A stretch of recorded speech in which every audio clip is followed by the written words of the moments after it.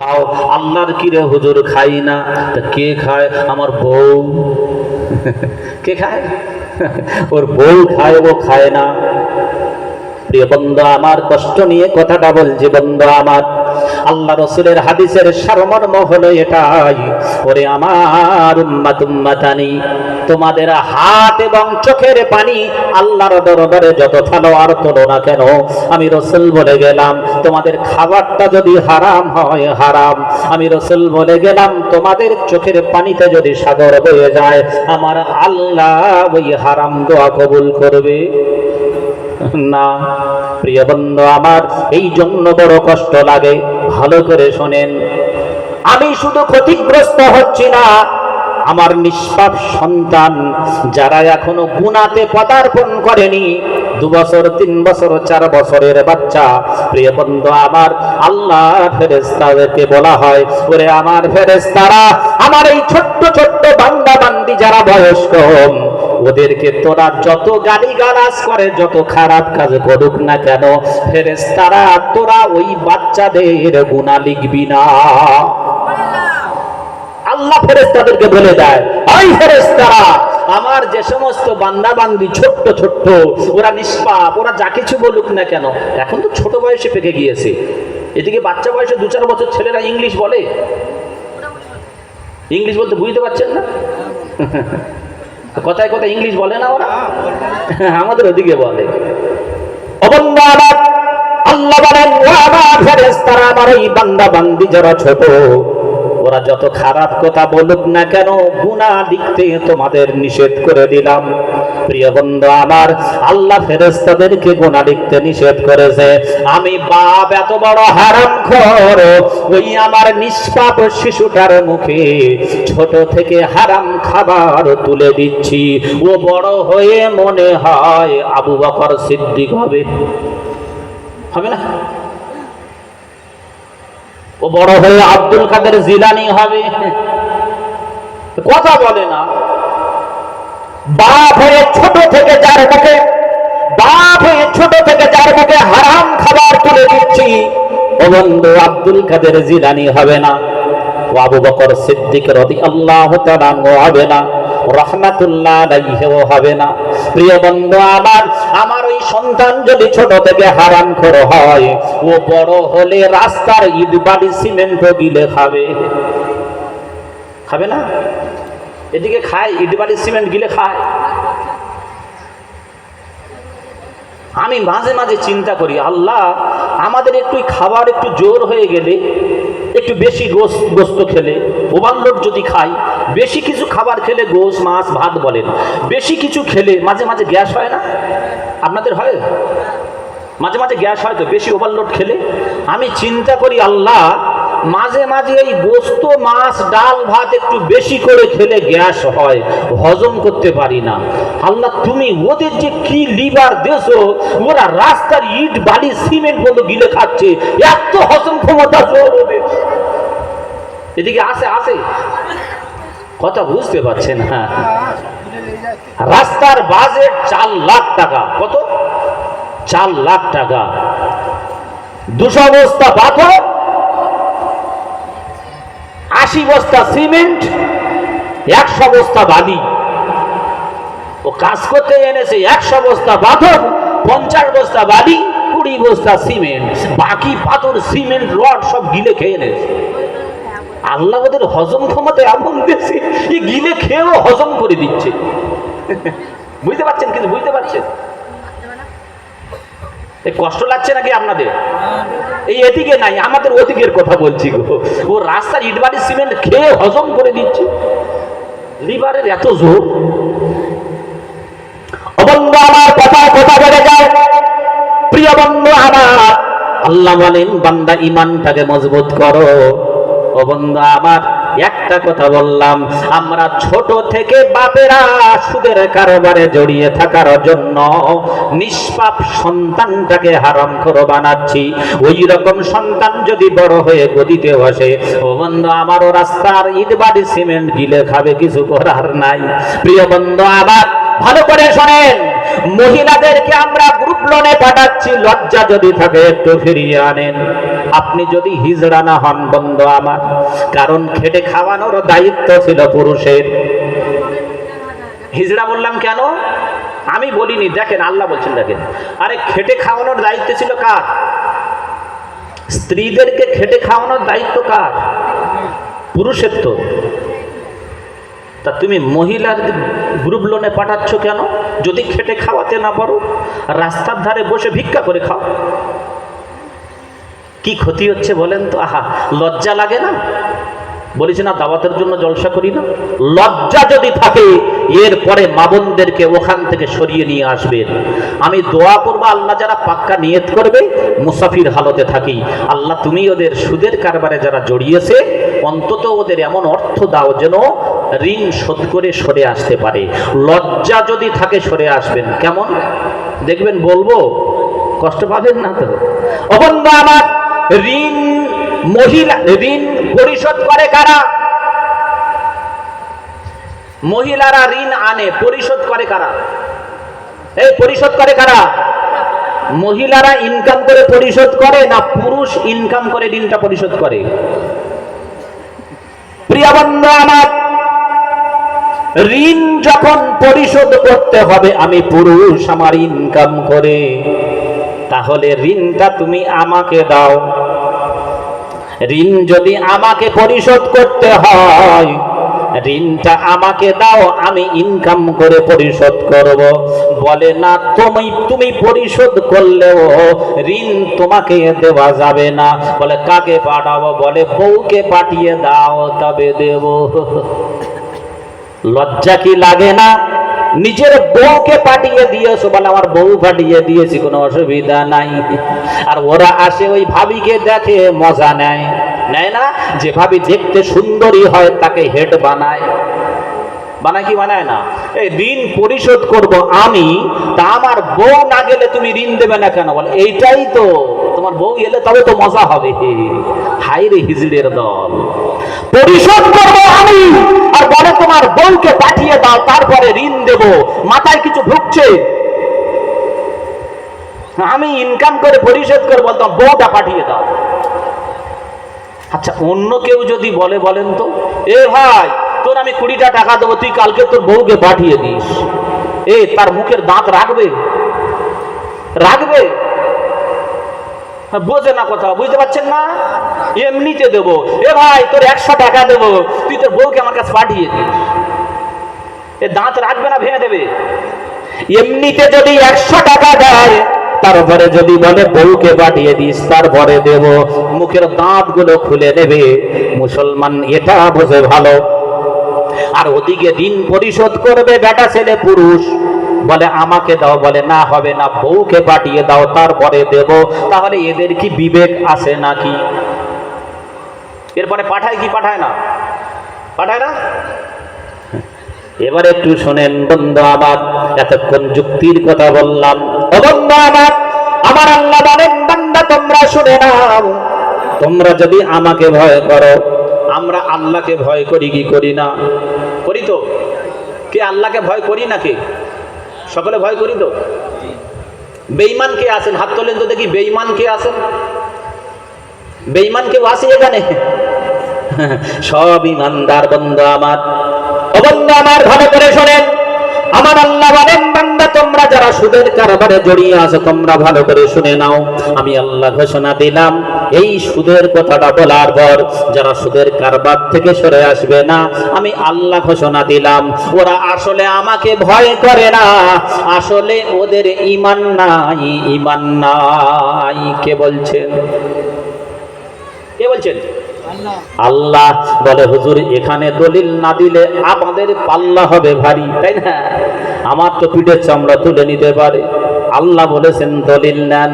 আল্লাহ রাব্বুল আলামিন বলেন, ইয়া আইয়ুহাল্লাযীনা আমানুত্তাকুল্লাহ ওয়া যারু মা বাকিয়া মিনার রিবা ইন কুনতুম মুমিনিন।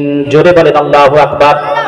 কোরআন শরীফের পারা নাম্বার 3, সূরার নাম সূরাতুল বাকারা, আয়াত নাম্বার 278, 278 নম্বর আয়াতের ভিতরে আল্লাহ রাব্বুল আলামিন বলেন, ইয়া আইয়ুহাল্লাযীনা আমানুত্তাকুল্লাহ, হে ঈমানদার বান্দাগণ, তোমরা আমি আল্লাহ আমাকে তোমরা ভয় করো, ওয়াদারু ছেড়ে দাও, ওয়াজারু ভালো করে শুনেন, ওয়াদারু এটা ফেলে আমরের সিগা, আমরুল উজুব ওয়াজিবের জন্য এসেছে, ওয়াদারু ছেড়ে দাও।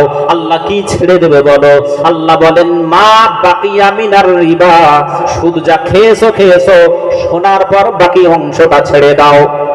ইন কুনতুম মুমিনিন, যদি তোমরা ঈমানদার হিসাবে দাবি করো, যদি তোমরা ঈমানদার হিসাবে দাবি করো। প্রিয় বান্দা, এই আয়াতের তাফসীর করলে এটা বোঝা যায়, আল্লাহ বলেন, বান্দা তোমরা যারা ঈমানদার হিসাবে দাবি করো, আমি আল্লাহ ঘোষণা দিলাম, ঈমানদার হিসাবে দাবি যদি করো, সুদের কারবার থেকে সরে এসো। আর যদি মনে করো খাচ্ছি খাবো, যা আছে কপালে দেখা যাবে সকালে, আল্লাহ বলেন তাহলে ঈমানদার হিসাবে দাবি করতে পারবে না।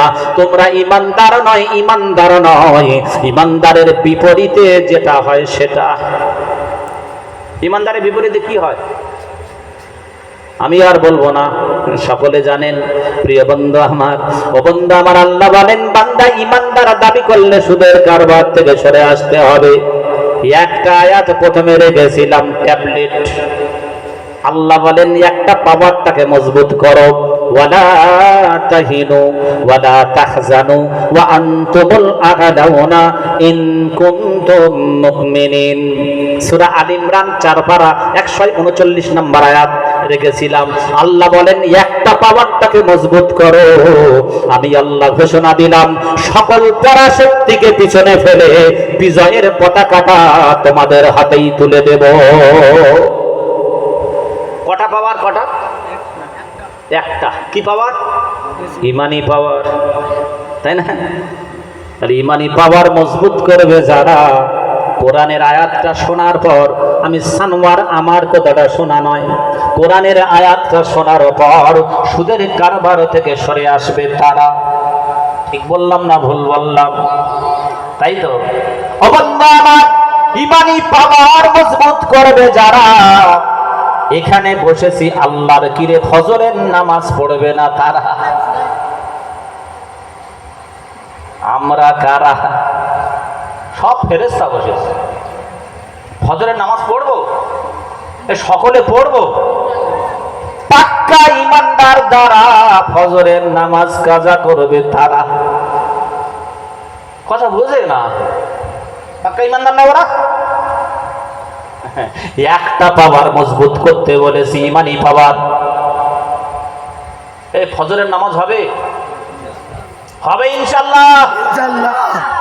সকলে বলতে হাত তুলে ধরা খাবো নাকি, তাই না? ওরা নিয়ত করেছে, মাগরিব তো পড়িনি, এশা তো কুরবানি দিয়েছি, আর ফজর হবে কাঁথার তলা, তাই না? অনেকে আছে হাত তুলছে না ওরা। ঘুমের ভিতরে মরণ হতে পারে, হ্যাঁ কি না? হতে পারে না? ঘুমের ভিতরে অনেকে মরণ হচ্ছে।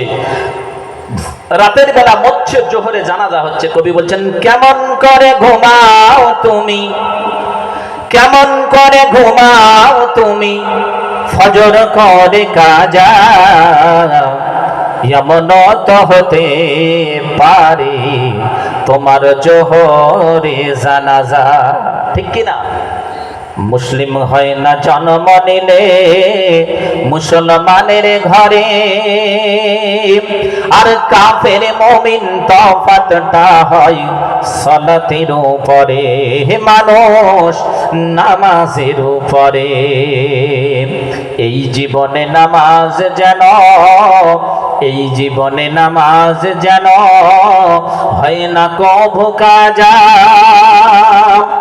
এমন তো হতে পারে তোমার জোহরে জানাজা। ঠিক না? ঠিক না ভুল? ওই জন্য ইমান মজবুত করতে গেলে, ইমানদার হিসাবে দাবি করতে গেলে আল্লাহর প্রধান হুকুমটা 5 ওয়াক্ত পড়তে হবে, এক ওয়াক্ত ইচ্ছাকৃতভাবে ছাড়া যাবে না। নিয়ত করতে পারবো ইনশাআল্লাহ, ইচ্ছাকৃতভাবে এক ওয়াক্ত নামাজ আমি আর ছাড়বো না। কারা কারা রাজি একটু হাত তোলেন তো দেখি, ইচ্ছাকৃতভাবে ছাড়বো না ইনশাআল্লাহ। অনেকে হাত তোলে নেই, নামান নামান নামান, সর্বনাশ। আমি মনে হয় ভুল করেছি হাত তুলতে বলে, নাকি? যারা হাত তোলেননি ক্ষমা চাচ্ছি। আল্লাহ আল্লাহ রে, মার খাবো না তা কি করবো বলে এখনো পর্যন্ত মুসলমান হিসাবে দাবি করছে, আল্লাহর প্রধান হুকুমটা মানতে পারছেন না। আল্লাহ বলবেন এদেরকে কি আমি বাঁচাতে পারি? কথা কি বুঝতে পারছেন? কবি কি বলছেন? মুসলিম হয় না জন্ম নিলে মুসলমানের ঘরে, আর কাফির মুমিন তফাতটা হয় সালাতের উপরে, মানুষ নামাজের উপরে। মুসলমান ইমানদার আর বেঈমানের ভিতরে পার্থক্য, মুসলমান আর কাফেরের ভিতরে পার্থক্য হলো কি? নামাজ। আপনার নামটা কোন খাতায় পড়ছে আপনি খাতা কলম নিয়ে বুঝে নেন, আমি আর বলবো না। আপনি এই বিশ্ব নবীর আগমনী মাস 12 রবিউল আউয়াল 2025 সাল, জানি না আর কতদিন বাঁচবো, এইখানে বসে বসে বিশ্ব নবীর আদর্শ শুনে কোরআনের মজলিসে বসে যদি নিয়ত করতে না পারেন যে ইনশাআল্লাহ 5 ওয়াক্ত নামাজ পড়ব, যে মুসলমান মার খাবে না, তা কারা মার খাবে? ঠিক বললাম না ভুল বললাম? কথা শেষ করে দেবো না একটু বাড়াবো? চলবে আর একটু? কারা কারা চলবে কেউ হাত তোলেন দেখি। ওরে আল্লাহ, তাকবীর দেন তো। আর একটু জোরে নারে তাকবীর, আর একটু জোরে নারে তাকবীর। জেগে আছে তার মনে সকলে। আহা প্রিয় বন্ধু আমার, আমার আল্লাহ বললেন বান্দা, আমার আল্লাহ বললেন বান্দা, তোমাদেরকে বলে দিলাম, তোমাদেরকে বলে দিলাম, তোমরা আমাকে যদি পেতে চাও আমার রাসূল যেটা বলে সেটা ধরে নাও, আর যেটা ছাড়তে বলে সেটা ছেড়ে দাও। বলেছেন আল্লাহ। আল্লাহ রাব্বুল আলামিন বলেন, ওমা আতাকুমুর রাসূলু ফাখুযু ওয়া মা নাহাকুম আনহু ফান্তাহু। কোরআন শরীফের পারা নাম্বার 28, সূরার নাম সূরাতুল হাসর, আয়াত নাম্বার 7, 7 নাম্বার আয়াতের ভিতর আল্লাহ রাব্বুল আলামিন বলেন, ওয়া মা আতাকুমুর রাসূলু ফাখুযু, আমার রাসূল যেটা বলে সেটা তোমরা ধরে নাও, ওয়া মা নাহাকুম আনহু ফান্তাহু, এবং রাসূল যেটা ছাড়তে বলে তোমরা সেটা ছেড়ে দাও। আমার রাসূল বান্দা, আমার বিশ্বনবী রাহমাতুল লিল আলামিন, তিনি বললেন আমার উম্মত উম্মাতানিরা, আল্লাহকে পেতে গেলে প্রথম নাম্বার হলো আমার আল্লাহ যেগুলো ফরজ করেছেন সেইগুলো তোমরা মেনে নাও। বিশ্বনবীর কাছে একটা সাহাবী এলেন, ইয়া রাসূলুল্লাহ, ওগো আল্লাহর হাবিব, আমি কালেমা পড়ে মুসলমান হলাম, তেমন বেশি কিছু কাজ করতে পারবো না, আমার বড় বড় কয়েকটা কাজ বলে দেন যার দ্বারা জান্নাতে যেতে পারি। বিশ্বনবী বললেন, সাহাবী তুমি শুনে নাও, তোমার জন্য আমি 5টা কাজ দিলাম, 4টে কাজ দিলাম। কটা কটা বলেন? 4টে কাজ দিলাম তোমার জন্য। তুমি যখন কালেমা পড়ে মুসলমান হয়ে গেলে আমি তোমার জন্য ছোট ছোট কাজ আর বললাম না। কালেমা পড়ে মুসলমান হওয়ার পর তোমার জন্য 4টি কাজের ভিতরে প্রথম নাম্বার হলো আল্লাহর ফরজ নামাজগুলো আদায় করে নাও। দ্বিতীয় নাম্বার হলো আল্লাহর ফরজ রোজাগুলো আদায় করবে। 3 নাম্বার হলো আল্লাহ যদি ওয়াক্ত দেয় যাকাত প্রদান করবে। 4 নাম্বার হলো আল্লাহ যদি সেই রকম অর্থের মালিক করে ফরজ হজটা আদায় করে নেবে। বিশ্বনবী বললেন, এই 4টে বড় বড় কাজ তোমাকে দিলাম, আর কোনো কাজ দিলাম না। এই 4টে কাজ তুমি যদি মেনে চলতে পারো, আমি বিশ্বনবী বলে গেলাম তোমার জন্য আল্লাহর তৈরি 8টা জান্নাতের 8 ক্যাটাগরি জান্নাতের দরজা তোমার জন্য খোলা থাকবে। এর পরেও আমরা কি আল্লাহর হুকুম মানতে পারছি? বড় বড় গুণ এই মানতে পারছি? হায় রে মুসলমান,